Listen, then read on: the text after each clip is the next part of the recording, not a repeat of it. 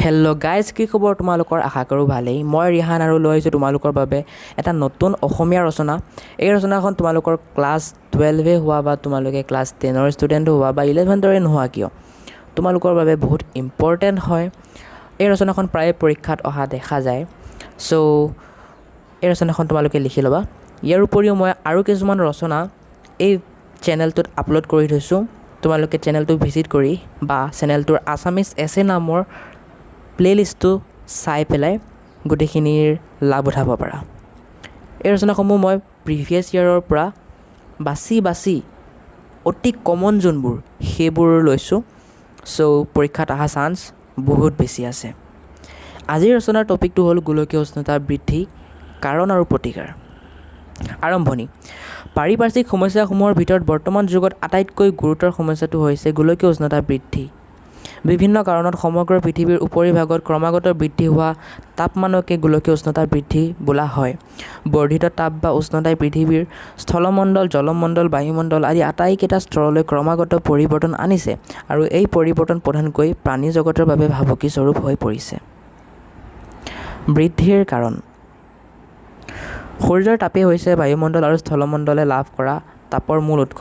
সূৰ্যৰ পৰা অহা এই তাপমানৰ ভাৰসাম্যতা ৰক্ষা হয় শোষণ আৰু বিকিৰণ পদ্ধতিৰ দ্বাৰা। কিন্তু কিবা কাৰণত এই ক্ষমতা ৰক্ষাত বাধা জন্মিলে গোলকীয় উত্তাপ বৃদ্ধিৰ দৰে সমস্যাৰ উৎপত্তি হয়। তলত গোলকীয় উত্তাপ বৃদ্ধিত অৰিহণা যোগোৱা কাৰণসমূহৰ বিষয়ে আলোচনা কৰা হ'ল। ক. জীৱাশ্ম ইন্ধনৰ প্ৰচুৰ ব্যৱহাৰ। কল কাৰখানা আৰু গাড়ী মটৰসমূহত জীৱাশ্ম ইন্ধনৰ প্ৰচুৰ ব্যৱহাৰে গোলকীয় উষ্ণতা বৃদ্ধিত অৰিহণা যোগাইছে। কাৰণ জীৱাশ্ম ইন্ধনৰ ব্যৱহাৰে বায়ুমণ্ডলত সেউজগৃহ গেছ যেনে carbon dioxide, methane, nitrous oxide, chlorofluorocarbon, CFCS, জলীয় ভাপ আদি নিৰ্গত কৰে, যিয়ে সূৰ্যৰ তাপ ধৰি ৰাখি বায়ুমণ্ডলৰ উষ্ণতা বৃদ্ধি কৰে। খ. নিৰ্বননীকৰণ। প্ৰাকৃতিক ভাৰসাম্যতা ৰক্ষাৰ কাৰণে মুঠ মাটিৰ, এইটো মুঠ হ'ব হ'ব দেই,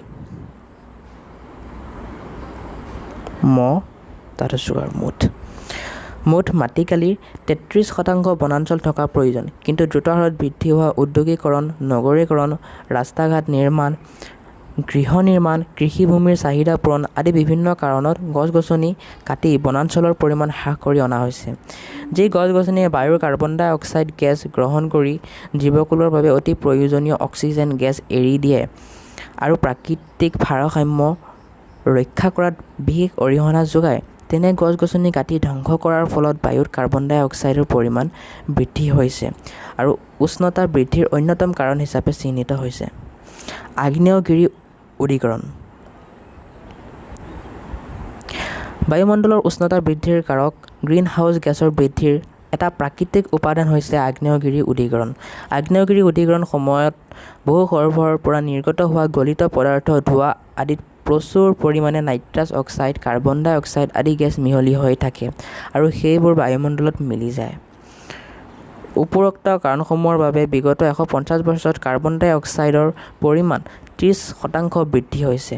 এই হাৰ অপৰিৱৰ্তিত থাকিলে অহা 50 বছৰত ইয়াৰ পৰিমাণ দুগুণ হ'ব আৰু পৃথিৱীৰ পৃষ্ঠৰ উষ্ণতা ইমানেই বৃদ্ধি হ'ব যে ই বসতিৰ বাবে উপযুক্ত হৈ নাথাকিব। প্ৰতিকাৰ। গোলকীয় উষ্ণতা বৃদ্ধি সমগ্ৰ পৃথিৱীৰ জীৱকুলৰ বাবে এটা গুৰুতৰ সমস্যা। ইয়াক সম্পূৰ্ণৰূপে নাইকিয়া কৰিব নোৱাৰি যদিও কিছুমান পদক্ষেপ মানি চলিলে কিছু পৰিমাণে হ্ৰাস কৰিব পাৰি। যেনে যিমান পাৰি গছ-গছনি ৰোৱা, সামান্য অজুহাতত গছ-গছনি কটা বন্ধ কৰা, বনজ ভিত্তিক উদ্যোগৰ সামগ্ৰীৰ ব্যৱহাৰ হ্ৰাস কৰা, অন্য ধাতুৰ সামগ্ৰীৰ ব্যৱহাৰ বৃদ্ধি কৰা, জীৱাশ্ম ইন্ধনৰ সলনি সৌৰ শক্তি বা অন্য প্ৰদূষণহীন ইন্ধন ব্যৱহাৰ কৰা, এইটো ইন্ধন হ'ব।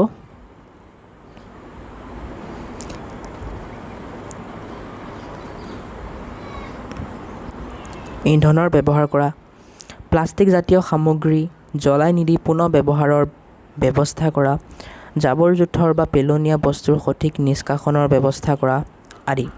সামৰণি। গোলকীয় উষ্ণতা বৃদ্ধি কোনো এক বিশেষ অঞ্চল বা কোনো এক বিশেষ ৰাষ্ট্ৰৰ সমস্যা নহয়।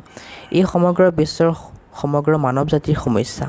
সেয়েহে ইয়াক ৰোধ কৰাৰ বাবে বিশ্বৰ প্ৰতিজন ব্যক্তি সচেতন হ'ব লাগিব আৰু বিশ্বৰ ৰাষ্ট্ৰসমূহে একত্ৰিত হৈ উমৈহতীয়া প্ৰচেষ্টা গ্ৰহণ কৰিব লাগিব। অন্যথা সন্নিকট ভৱিষ্যতে মানৱ জাতিলৈ চৰম দুৰ্যোগ নমাই আনিব।